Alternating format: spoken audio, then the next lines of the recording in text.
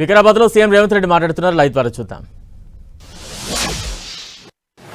శ్రీమతి సోనియా గాంధీ గారు పడ్డ శ్రమ, ఇద్దరు చిన్న పిల్లల్ని ఒళ్ళో పెట్టుకొని ఈ దేశం కోసం వారు సర్వం త్యాగం చేసి ఈ దేశానికి నాయకత్వ సమస్య వచ్చినప్పుడు కాంగ్రెస్ పార్టీకి దేశ నాయకత్వానికి అండగా నిలబడి ఒక మంచి నాయకత్వాన్ని సోనియా గాంధీ గారు అందించారు. ఇంతమంది వారసత్వంగా మహాత్మా గాంధీ గారు 30 సంవత్సరాలు బ్రిటిషర్స్ మీద పోరాటం చేసి స్వతంత్రం సాధిస్తే బ్రిటిషర్స్ కూడా మహాత్మా గాంధీ గారి మీద లాఠీ ఎత్తడానికి భయపడ్డారు. కానీ స్వతంత్రం వచ్చిన కొద్ది నెలల్లోనే భారతీయులమని చెప్పుకునే రాజకీయ పార్టీలు తూటాలతో మహాత్మా గాంధీ గారిని నేలకొరగదీసిండ్రు. అంటే బ్రిటిషర్స్ కూడా ధైర్యం చేయలేదు మహాత్మా గాంధీ గారిని టచ్ చేయడానికి. కానీ భారతీయ జనతా పార్టీ వారసత్వం ఉన్న వాళ్ళు మహాత్మా గాంధీ ప్రాణాలనే బలిగొన్నారు. మహాత్మా గాంధీ గారి దేశం కోసం ప్రాణాలు ఇచ్చారు. ఇందిరాగాంధీ గారి దేశం కోసం ప్రాణాలు ఇచ్చారు. రాజీవ్ గాంధీ గారి దేశం కోసం ప్రాణాలు ఇచ్చారు. ఈ లెక్కన ఈ వారసత్వంతోనే రాహుల్ గాంధీ గారు కూర్చున్న ఇంట్లో ఈ దేశానికి ప్రధానమంత్రి కావాలి. కష్టమనేది తెలియకుండానే ఈ తరంలో వారు ప్రధానమంత్రి కావాలి. కానీ ఇంత వారసత్వం ఉన్నా, ఇంత త్యాగ చరిత్ర ఉన్నా రాహుల్ గాంధీ గారు కన్యాకుమారి నుంచి కశ్మీర్ వరకు మండు టెండల్లో మంచు కొండల్లో 150 రోజులు 4000 కిలోమీటర్లు పాదయాత్ర చేసిండు. తెలంగాణ రాష్ట్రంలోనే 22 రోజులు 375 కిలోమీటర్లు పాదయాత్ర చేసిండు. డాక్టర్ వైఎస్ రాజశేఖర రెడ్డి గారి గురించి నాకంటే ఇక్కడ ఉన్న మీకే ఎక్కువ తెలుసు.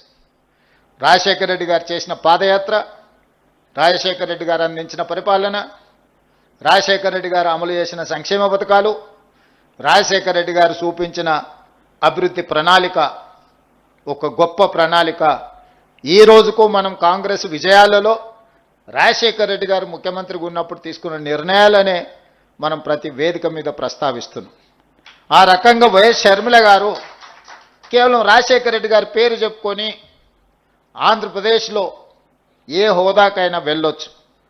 కానీ ఇటు తెలంగాణలో 3700 కిలోమీటర్ల పాదయాత్ర కావచ్చు, ఆంధ్రప్రదేశ్లో ఈరోజు చాలా కష్టాలలో ముళ్ళబాటలో ఈరోజు ఆంధ్రప్రదేశ్ కాంగ్రెస్ పార్టీ అధ్యక్షురాలుగా తను చేయగలిగిన ప్రయత్నం అంతా ఏ అవకాశాన్ని కూడా జారవిడ్చుకోకుండా ఈరోజు ఆంధ్రప్రదేశ్లో కాంగ్రెస్ పార్టీని బలోపేతం చేయడానికి వైఎస్ షర్మిల గారు ఈరోజు కష్టపడుతున్నారు. నేను మీకు చెప్పదలుచుకున్నది, వారసత్వం ఉండి త్యాగాల పునాదులున్న రాజీవ్ గాంధీ గారు క్షేత్రస్థాయిలలో, తండాలలో, గూడాలలో, మారుమూల పల్లెల్లో పేదవాడు తలుపు తట్టి పేదవాడి గుండెకు చేరాలన్న ప్రయత్నము వైఎస్ షర్మిల గారు కూడా ప్రజల దగ్గరికి వెళ్ళి ప్రజల మన్ననలు పొంది ఈరోజు రాజకీయాలలో రాణించాలని చేస్తున్న ప్రయత్నము జిల్లా పార్టీ అధ్యక్షులుగా మీకు అందరికీ ఒక స్ఫూర్తినివ్వాలి అని నేను భావిస్తున్నా. కష్టము శ్రమ ఎప్పుడు ఊరికపోదు. మమ్మల్ని జిల్లా పార్టీ అధ్యక్షులను చేసింది కాబట్టి ఈ జిల్లా మీద మొత్తం మాది ఆధిపత్యం ఉన్నది. మేము ఈ జిల్లాలకు అధిపతులమైనము అని ఒకవేళ మీరు ఎవరైనా భావిస్తే మొట్టమొదటి తప్పిదం అదే అవుతుంది. ఇది అధికారం కాదు. జిల్లా పార్టీ అధ్యక్షుడు అనేది ఒక బాధ్యత. ఈ బాధ్యత అనేది కుటుంబ పెద్దలాంటి బాధ్యత. పార్టీలో అన్ని రకాల నాయకులు ఉంటారు, అన్ని రకాల ఆలోచనలు చేసేవాళ్ళు ఉంటారు. షర్మిల గారు చెప్పినట్టు వితిన్ ద పార్టీలో కూడా భిన్నాభిప్రాయాలు చెప్పేవాళ్ళు ఉంటారు. ఇది ఈరోజు కాదు, 141 సంవత్సరాల క్రితం కాంగ్రెస్ పార్టీ మొదలైనప్పుడు మహాత్మా గాంధీ గారు ఉన్నప్పుడు కూడా వారి ఆలోచన విధానానికి భిన్నాభిప్రాయాలు చెప్పిన వాళ్ళు ఉన్నారు. ఆ రోజు నుంచి ఈ రోజు వరకు కాంగ్రెస్ పార్టీలో వివిధ సందర్భాలలో జాతీయ స్థాయి నాయకత్వంలోనే జాతీయ నాయకత్వం చెప్పేదానికి కూడా భిన్నంగా అభిప్రాయాలు చెప్పే సంస్కృతి కాంగ్రెస్ పార్టీలో ఉన్నది.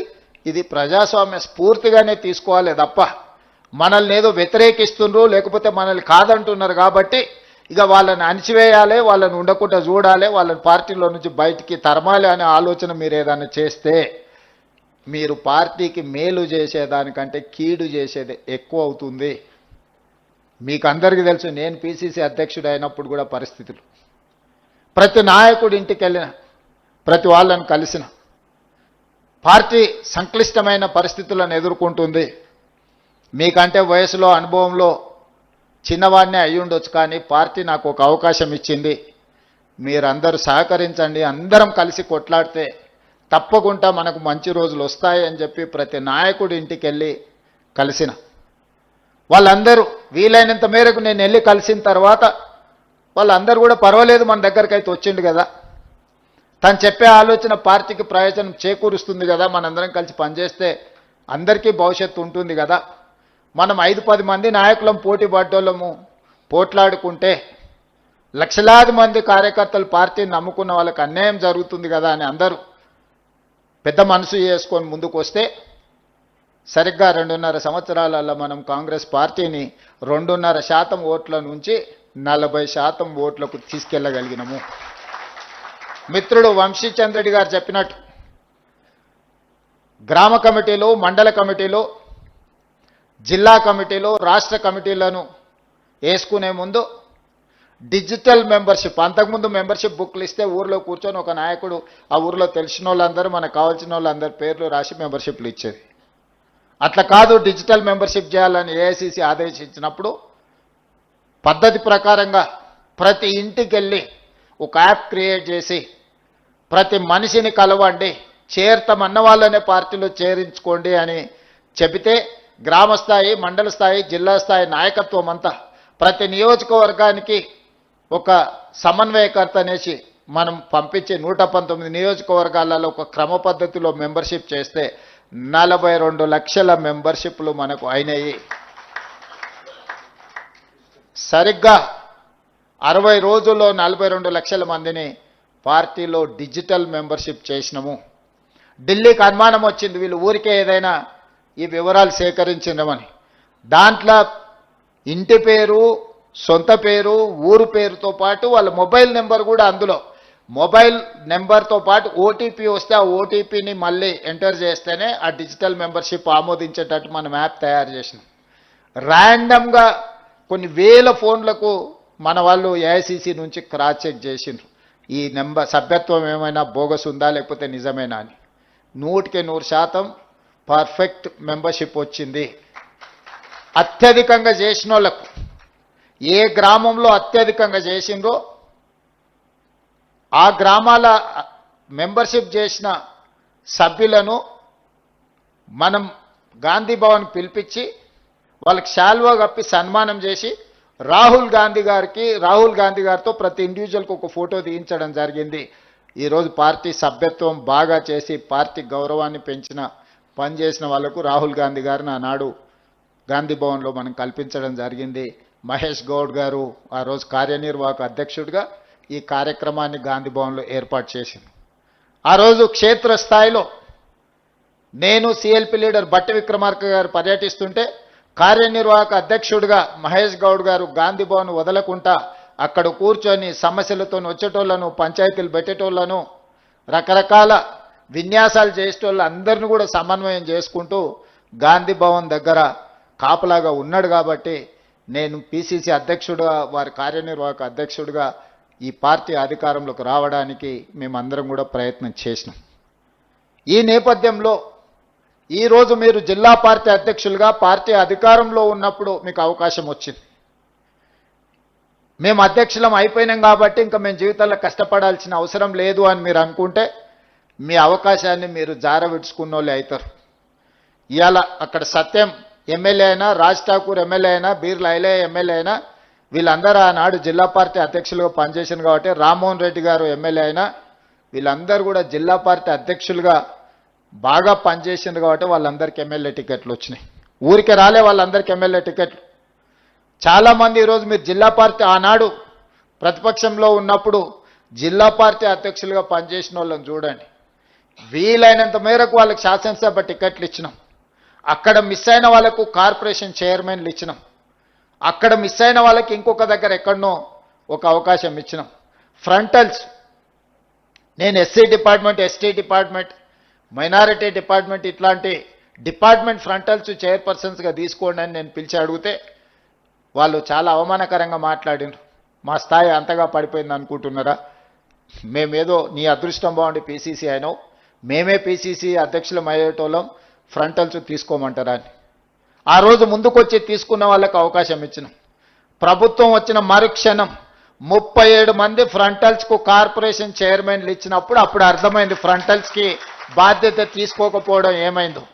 ఎన్ఎస్యుఐ అధ్యక్షుడికి ఎమ్మెల్సీ ఇచ్చినాం, youth Congress general secretary national Rajya Sabha ఇచ్చినాం, యూత్ కాంగ్రెస్ స్టేట్ ప్రెసిడెంట్కు ఈరోజు శాప్ చైర్మన్ ఇచ్చినాం. ప్రతి ఒక్కరికి పార్టీ బాధ్యత తీసుకున్న వాళ్ళను ప్రభుత్వంలో భాగస్వాములను చేసినాం. ఈరోజు 67 మంది కార్పొరేషన్ చైర్మన్లు అయ్యిండ్రు అని అంటే పార్టీ బాధ్యత చేసిన వాళ్ళని ఎతికి మరీ వాళ్ళ కార్పొరేషన్ చైర్మన్లు, ఎమ్మెల్యే టికెట్లు, ఎంపీ టికెట్లు ఈరోజు ఇవ్వడం జరిగింది. మీకందరికీ కూడా నా సూచన ఒక్కటే, మీ ప్రతి చర్య మేము గమనిస్తూనే ఉంటాం. ప్రతిరోజు మార్కులు వేయదు పార్టీ. మనం ఎంత బాగా చదువుకున్నా సంవత్సరానికి ఒకటేసారి పరీక్షలు పెడతారు. ఆ పరీక్షలల్లో మన రిజల్ట్ తెలుస్తుంది. మీకు కూడా మీరు ఏమనుకుంటున్నారంటే మేము ఏం చేసినా ఎవరు చూస్తలేరు, ఎన్నికల ముందల ఎవరో నాయకుడిని పట్టుకుంటే ఆ కోటాలనో ఈ కోటాలనో వస్తుందని. ఇక ఏ కోటాల్లో మెరిట్ కోటా ఒక్కటే ఉంది కాంగ్రెస్ పార్టీలో. మీరు ఆ మెరిట్ కోటాల పాస్ అయితేనే మీకు ఏదైనా అవకాశం వస్తుంది. ఆల్రెడీ ఒక మెరిట్ కోటాలో మీరు జిల్లా పార్టీ అధ్యక్షులు అయినరు. జిల్లా పార్టీ అధ్యక్షులు అవ్వడం అనేది మీకు ఎన్నో డోర్లు ఓపెన్ అయిపోయినాయి. నన్ను కలవాలన్నా, లేకపోతే పిసిసి అధ్యక్షుని కలవాలన్నా, లేకపోతే సచిన్ సావంత్ గారిని కలవాలన్నా, ఏఐసిసి సెక్రటరీ గారిని కలవాలన్నా మీరు జిల్లా పార్టీ అధ్యక్షులు కాకపోతే మీకు అంత సులువు కాదు. ఈరోజు మీరు జిల్లా పార్టీ అధ్యక్షులు అయినారు కాబట్టి ఒక 50 మందిని రూమ్లో కూర్చోబెడితే జాతీయ స్థాయి నాయకులందరితో ఈరోజు మీరు ప్రత్యక్షంగా కొన్ని గంటల సమయము వాళ్ళతో కలిసి మాట్లాడడానికి, కార్యక్రమంలో పాల్గొనడానికి అవకాశం వచ్చింది. జిల్లా పార్టీ అధ్యక్షుడు అనే పదవి చాలా డోర్లు కాంగ్రెస్ పార్టీలో ఓపెన్ అయిపోతాయి. రేపు పొద్దుగాల ఇదే రూమ్లో రాహుల్ గాంధీ గారు వచ్చి కూర్చుంటారు, రేపు పొద్దుగాల ఇదే రూమ్లో మల్లికార్జున్ ఖర్గే గారు వచ్చి కూర్చుంటారు, రేపు పొద్దుగాల ఇదే రూమ్లో శ్రీమతి ప్రియాంక గాంధీ గారు వచ్చి మీతో మాట్లాడతారు. కాంగ్రెస్ పార్టీ అధ్యక్షుడు అవుతే జాతీయ నాయకత్వం మొత్తాన్ని మీరు ప్రత్యక్షంగా కలిసి వాళ్ళతో మాట్లాడడానికి, మీ అనుభవాలను లేకపోతే మీ ఆలోచనలు పంచుకోవడానికి ఇది ఒక అవకాశం. ఈ అవకాశాన్ని మీరు సద్వినియోగం చేసుకోకుండా అక్కడ వెడమ బొజ్జున్నాడు, ఆయన ఎమ్మెల్యే అయిండు. నేను ఆదిలాబాద్లో నాగోబా జాతరకి వెళ్ళినప్పుడు ఆయన ఒక సామాన్య కార్యకర్త అక్కడ ఆ గుడి దగ్గర కొన్ని ఏర్పాట్లల్లో చాలా యాక్టివ్గా కనిపించిన. ఆయనకేం పెద్దగా నాకు తెలిసి కాంగ్రెస్ బ్యాక్గ్రౌండ్ ఏం లేదు. ఏందా ఆయన బ్యాక్గ్రౌండ్ అంటే వాళ్ళ తల్లిదండ్రులకు ఒక ఇందిరమ్మ ఇల్లు ఇచ్చిరా, ఆ ఇంట్లో ఉంటారు, గదే ఆయనకున్న బ్యాక్గ్రౌండ్. కానీ క్రియాశీలకంగా కనిపిస్తే ఎవరో ఆ పేరు కనుక్కొని ఎవరికో చెప్తే పేరు రాసుకుంటే తర్వాత పిలిపించి ఓ చిన్న బాధ్యత ఇచ్చి అక్కడి నుంచి ఈరోజు ఎమ్మెల్యే టికెట్ ఇస్తే ఎమ్మెల్యే అయ్యండి. కాంగ్రెస్ పార్టీ బీఫామ్కున్న బలం అలాంటిది. ఏమీ లేదు వాళ్ళకి. ఆయన ఎమ్మెల్యే అయ్యేటప్పుడు కూడా ఇందిరమ్మ ఇల్లే ఉంది. కాబట్టి ఇక్కడ ఉన్న వాళ్ళకి ఏమైనా ఉండొచ్చు, చాలా వాళ్ళు డబ్బులు ఉన్న వాళ్ళు ఉండొచ్చు, డబ్బులు లేని వాళ్ళు ఉండొచ్చు, లేకపోతే కులం ఉన్న వాళ్ళు ఉండొచ్చు, కులం కొంచెం చిన్న చూపు చూస్తారని బాధ కలిగేటోళ్ళు కూడా ఇక్కడ ఉండొచ్చు, నాకు తెలియదు. అన్నిటికీ మించిన కాంగ్రెస్ పార్టీ అధ్యక్ష పదవి మీ దగ్గర ఉంది, అది అన్నిటికంటే విలువైంది. ఈ విలువైన పదవిని మీరు దుర్వినియోగం చేసుకుంటే ఇక మిమ్మల్ని ఆ దేవుడు కూడా బాగు చేయలేడు. ఈ పదవిని పొదుపుగా వాడుకొని, పదవిని ప్రజల కోసం వినియోగించి, పదవిని కార్యకర్తల్ని సమన్వయం చేసుకోవడానికి వాడుకుంటే మీరు ఎమ్మెల్యేనో, ఎమ్మెల్సీయో, ఎంపీయో, మంత్రో, ముఖ్యమంత్రో ఏ స్థాయికైనా మీరు ఎదగడానికి ఇది ఉపయోగపడుతుంది. ఇది తొలిమెట్టు మీ రాజకీయ జీవితంలో. జిల్లా పార్టీ అధ్యక్షుడు అనేది మీ రాజకీయ జీవితంలో ప్రతివాడికి ఒక కోరిక, ఒక ఆలోచన, ఒక పట్టుదల ఉంటుంది. కానీ అది చేరుకోవడానికి, అది సాధించుకోవడానికి చాలామందికి అవకాశాలు రావు. ఈరోజు మీ జిల్లాలోనే ఎంతమంది పోటీపడి ఉంటారో మీకే తెలుసు. మరి అంతమందిలోకి వెళ్ళి పార్టీ మీకు అవకాశం ఇచ్చిందంటే సంపూర్ణమైన విశ్వాసం మీ మీద పెట్టుకున్నది పార్టీ. మీరు ఆ విశ్వాసాన్ని దెబ్బతీయకండి. జిల్లా పార్టీ అధ్యక్షుడు అంటే నచ్చనోళ్లను అడ్డు తొలగించుకోవడం కాదు, నచ్చనోళ్లను కూడా దారిలోకి తెచ్చుకోవడమే జిల్లా పార్టీ అధ్యక్షుడి యొక్క బాధ్యత. మీరు చాలా చూసి ఉంటారు, ఎన్నికల కంటే ముందు ఎన్ని రకాల సమస్యలు వచ్చినా కూడా మేము ఎవరిని బయటకు పోనీయకుండా అందరిని ఏదో ఒక రకంగా లాక్కొచ్చి అందరిని ఒక దగ్గర కూర్చోబెట్టుకొని ఎన్నో రకాలుగా అందరినీ సమన్వయం చేసుకుంటే ఈరోజు మనం ప్రభుత్వాన్ని ఏర్పాటు చేసుకోగలిగినాము. ప్రభుత్వం ఏర్పాటు చేసినప్పుడు మన మెజారిటీ 2%. 4 నెలల తర్వాత జరిగిన పార్లమెంట్ ఎన్నికలలో మిగతా పార్టీ కంటే మన మెజారిటీ 4%. 2 సంవత్సరాల 2 నెలల తర్వాత జరిగిన మున్సిపల్ ఎన్నికల్లో మన మెజారిటీ మిగతా పార్టీ కంటే 12%. మనకు రెండో స్థానం ఉన్న వాళ్లకు అసెంబ్లీలో 2%, మనకు రెండో స్థానంలో ఉన్న పార్లమెంట్ ఎన్నికల్లో 4%, మనకు రెండో స్థానంలో ఉన్న మున్సిపల్ ఎన్నికల్లో 12%కి ఈరోజు మన మెజారిటీ పెరిగింది అని అంటే ఇది కార్యకర్తల యొక్క శ్రమ, ప్రజలకు మన పట్ల ఉన్న నమ్మకం, విశ్వాసము. ఈరోజు నమ్మకం, విశ్వాసాన్ని కొనసాగించడమే కాకుండా ప్రజలకు ఉపయోగపడే కార్యక్రమాలు తీసుకోవాలి. మీరిక్కడ సమన్వయం చేసుకోవడం ఎలా అనేది నేర్చుకోవాలి. పార్టీ విధానం ఏందనేది తెలుసుకోవాలి. కాంగ్రెస్ పార్టీకి గతమే కాదు భవిష్యత్తు కూడా ఉన్నది. భవిష్యత్తు దేశానికి సంబంధించిన భవిష్యత్తు. ఈ దేశంలో కాంగ్రెస్ని, ఈ దేశాన్ని విడదీసి చూడలేము. ఈ దేశం యొక్క ఆత్మనే కాంగ్రెస్ పార్టీ. ఈ దేశం యొక్క ఆత్మను దెబ్బతీయాలని ఈరోజు భారతీయ జనతా పార్టీ లాంటి పార్టీలు కుట్ర చేస్తున్నాయి. అది అంత ఆషామాషి విషయం కాదు. ఈరోజు పార్లమెంట్లో రాహుల్ గాంధీ గారిని మాట్లాడనివ్వకపోయినా, గాంధీ కుటుంబాన్ని అవమానించే విధంగా మాట్లాడినా, గాంధీ కుటుంబాన్ని అవినీతి ఆరోపణలతో ఈరోజు బీజేపీ అవమానించాలనే ప్రయత్నం చేస్తుంది. ఉండడానికి సొంత ఇల్లు లేని, దేశం కోసం 3 తరాలు ప్రాణాలు ఇచ్చిన గాంధీ కుటుంబానికి డబ్బులు ఒక లెక్కనా? కాంగ్రెస్ పార్టీ కార్యకర్తలు నిజంగానే వాళ్ళకి డబ్బులు కావాలనుకుంటే ఈ కాంగ్రెస్ పార్టీ కార్యకర్తలు పోగేస్తే కూడా ఓ 10,000 కోట్ల రూపాయలు జమ అయితే గాంధీ కుటుంబానికి ఇవ్వడానికి. మనమందరం గాంధీ కుటుంబానికి ఒకవేళ ఆర్థిక అవసరాలు ఉన్నాయి అని అంటే తలా ఓ చెయ్యి వేస్తే తెలంగాణ నుంచి ఒక 1000 కోట్లు పోగేసి ఇవ్వగలిగిన శక్తి ఈరోజు కాంగ్రెస్ పార్టీ కార్యకర్తలకు ఉన్నది. ఉండడానికి సొంత ఇల్లు లేదు. రాహుల్ గాంధీ గారిని పార్లమెంట్ సభ్యత్వం రద్దు చేసినప్పుడు, ఇల్లు ఖాళీ చేయించినప్పుడు రాహుల్ గాంధీ గారికి ఎక్కడికి వెళ్ళి ఉండాలనో అర్థం కాల. చివరికి వాళ్ళ అమ్మ దగ్గరికి 10 జన్పత్తులో పోయి ఉన్నాడు. ఇల్లే లేని రాహుల్ గాంధీ గారికి డబ్బులు అవసరమా? 3 తరాలు దేశం కోసం ప్రాణాలు ఇచ్చిన గాంధీ కుటుంబానికి డబ్బులు అవసరం ఉన్నాయా? ప్రాణాలే లెక్క చేయకుండా దేశం కోసం త్యాగం చేసిన వాళ్ళకు ఎవరి దగ్గరైనా డబ్బులు తీసుకునే అవసరం ఉందా? అయినా ఆ కుటుంబాన్ని అవమానించాలని, ఆ కుటుంబాన్ని రాజకీయాలలో అడ్డు తొలగించుకోవాలని, గాంధీ కుటుంబం రాజకీయాలలో ఉన్నంతకాలం ఈ దేశం ఐక్యంగా ఉంటుంది. దేశంలో దళితులకు, గిరిజనులకు, బలహీన వర్గాలకు, మైనారిటీలకి గొంతుకై గాంధీ కుటుంబం మాట్లాడుతుంది. కాబట్టి ఆ పేదల గొంతును నొక్కేయాలని ఈరోజు కుట్ర జరుగుతుంది. ఈ కుట్రలన్నిటిని కూడా అర్థం చేసుకొని మనము తిప్పికొట్టాల్సిన బాధ్యత మన అందరి మీద ఉన్నది. ఈరోజు జిల్లా పార్టీ అధ్యక్షులుగా మీ మీద ఉన్నది. ప్రభుత్వంగా మేము సంక్షేమాలు అమలు చేస్తున్నాం, అభివృద్ధి కార్యక్రమాలను చేపడుతున్నాం, విధానపరమైన నిర్ణయాలు తీసుకుందాం. 100 సంవత్సరాల నుంచి బీసీ కులగణన జరగలే. బ్రిటిషర్స్ ఉన్నప్పుడు జరిగితే స్వతంత్రం వచ్చిన 75 సంవత్సరాలు కూడా ఏ రాష్ట్రము, ఈ దేశము కులగణన చెయ్యలేదు. 100 సంవత్సరాల జటిలమైన సమస్యకు తెలంగాణ రాష్ట్ర ప్రభుత్వం జనగణనతో పాటు కులగణన చేసి ఈ దేశానికి ఆదర్శంగా తెలంగాణ రాష్ట్ర ప్రభుత్వం నిలబడ్డది.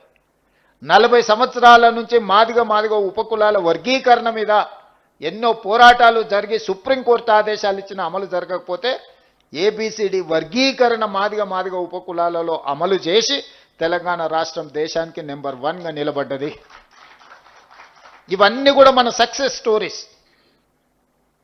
అంటే సంక్షేమం ఇల్లో, పెన్షనో, లేకపోతే స్కూల్ ఫీజులో ఇవే కాదు. సామాజిక రుగ్మతలైన సమస్యల్ని మనం పరిష్కరించినము, వర్గీకరణ చేసినాము, కులగణన చేసినాము. 42% బీసీలకు స్థానిక సంస్థలలో మనం రిజర్వేషన్లు ఇస్తామంటే సర్పంచులలో 49.83% సర్పంచులను చేసినాము. మున్సిపల్లో 63% ఓబీసీలను ఇవాళ మనం కౌన్సిలర్లుగా, కార్పొరేటర్లుగా, మున్సిపల్ చైర్పర్సన్స్గా చేసినాం. ఇవన్నీ ఎలా సాధ్యమైనాయి అంటే కాంగ్రెస్ పార్టీ ఉండడం వల్లనే సాధ్యమైనవి. ఇంత గొప్ప ప్రణాళికలు అమలు చేస్తున్న కాంగ్రెస్ పార్టీకి మీరు జిల్లా పార్టీ అధ్యక్షులుగా బాధ్యత తీసుకున్నారు. ఇది అత్యంత కీలకమైన బాధ్యత. ఇక గౌరవం గురించి మిత్రుడు వంశీ, మీరు గౌరవంగా ఉండాలి, మిమ్మల్ని గౌరవించాలన్నాడు. ఐ డు అగ్రి, 100% నేను ఆమోదిస్తా మాటతో. మీకు గౌరవం ఎప్పుడు వస్తుంది అని అంటే నా అనుభవంతో చెప్తున్నా, పైరవీలు చేయకపోతే వస్తుంది. అంశాల పట్ల స్పష్టంగా మీరు మాట్లాడితే మీ గౌరవం మీకు నిలబడుతుంది. మీరు చిన్న చిన్న పైరవీలు వెనకాల తిరిగినరు అనుకో, మీరు జిల్లా పార్టీ అధ్యక్షులుగా కాకుండా పైరవకారులుగా మీకు ఎప్పుడైతే ముద్ర పడుతుందో అప్పుడు మీరు అందరికీ చులుకాన లోకు అవుతారు. Obligations are obliged. ప్రజా సమస్యల్ని మీరు ఎమ్మెల్యేలకు కానీ, ఎంపీలకు కానీ, మంత్రులకు కానీ, ముఖ్యమంత్రికి కూడా తీసుకొచ్చి చెప్పి పరిష్కరించవచ్చు. అవి ప్రజా సమస్యల పరిష్కారంగా ఉండాలి తప్ప పైరవీలుగా కనిపించకూడదు. మీరు పైరవీలకు ఎప్పుడైతే జిల్లా పార్టీ అధ్యక్షులు దూరంగా ఉంటారో గౌరవం అదే నడుచుకుంటూ వస్తుంది. మీకు గౌరవం ఎక్కడికి పోదు. గౌరవం ఆటోమేటిక్గా మీరు పైరవీలు మానేసి ప్రజా సమస్యల్ని ప్రస్తావించి ప్రజా సమస్యల్ని ప్రభుత్వం దృష్టికి తీసుకొచ్చి ఉన్నతాధికారుల దృష్టికి తీసుకొచ్చినప్పుడు ఆటోమేటిక్గా మీరు వస్తే ఎవరైనా మిమ్మల్ని గౌరవిస్తారు, మీకు మర్యాద ఇస్తారు, మీరు చెప్పింది చేస్తారు. ఎప్పుడైతే మీరు చిన్న చిన్న పైరవీల వెనకాల మీరు మొదలు పెట్టినరో ఏముందిలే నిలబడతాడు, ఏముందిలే ఆయన వస్తే రోజు ఎదురెగుతామా, ఇట్లాంటి చీత్కారాలు వస్తాయి. కాబట్టి ప్రజా సమస్యలను పరిష్కరించడం వేరు, సొంతంగా కొన్ని పైరవీలు చేయాలన్న ఆలోచన వేరు. ఈ రెండింటికున్న ఒక థిన్ లైన్ మీరు అర్థం చేసుకోవాలి. చేసుకుంటే ఆటోమేటిక్గా అప్పుడప్పుడు మన గ్రామాలలో కొంతమందిని చూడంగానే వాళ్ళతో మాట్లాడి వాళ్ళతో మాట్లాడి పంపిస్తాం. ఏంటంటే వాళ్ళకున్న క్యారెక్టర్ని బట్టి మనం వాళ్ళు రెస్పెక్ట్ చేస్తాం, పొజిషన్ని బట్టి కాదు. మీరు కూడా జిల్లా పార్టీ ప్రెసిడెంట్లుగా మీ క్యారెక్టర్ని మీరు ప్రూవ్ చేసుకుంటే అది ఎవరైనా, ఈరోజు సచిన్ రావు గారు ఉన్నారు, ఆయనకేం హోదా లేదు, కానీ ఏ రాష్ట్ర ముఖ్యమంత్రి అయినా సచిన్ రావు వస్తే ఫస్ట్ సచిన్ రావు గారు మీరు రాండి, ఏం పని మీద వచ్చి ఏందని అడిగి మాట్లాడతారు. ఎందుకు? That is his character. He doesn't have any personal agenda. He don't ask any personal favor. He is not trying to get something from anyone who is having position or anything. Just he is serving. He is serving. That's all. If you people also you are going to serve for poor people or party, definitely you will get that respect. I am assuring you. నేను 20 ఏళ్ళు 2006లో నేను మొట్టమొదటిసారి ZPTC అయినా, 2007లో MLC అయినా, 2009లో MLA అయినా, 14లో MLA అయినా. ప్రతి జూన్లో 2006 జూన్ నేను జడ్పీటీసీ, 2007 జూన్ నేను ఎమ్మెల్సీ, 2009 జూన్ నేను ఎమ్మెల్యే, 2014 జూన్ నేను రెండోసారి ఎమ్మెల్యే, 2019 జూన్ నేను ఎంపీ, 2021 జూన్లో నేను పీసీసీ ప్రెసిడెంట్ను, 2023 డిసెంబర్లో నేను ముఖ్యమంత్రిని. సరిగ్గా 16 సంవత్సరాలు